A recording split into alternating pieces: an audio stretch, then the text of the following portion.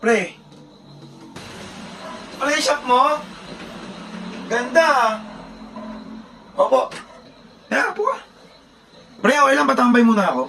Kahit saglit lang. Sumakit nga yung ulo ko kakahanap na itong shop mo eh. Pero maganda siya ha.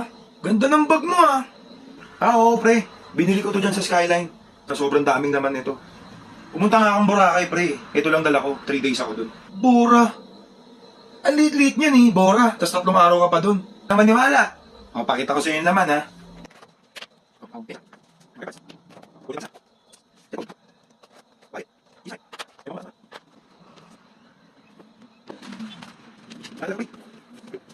Ikaw dyan, pre.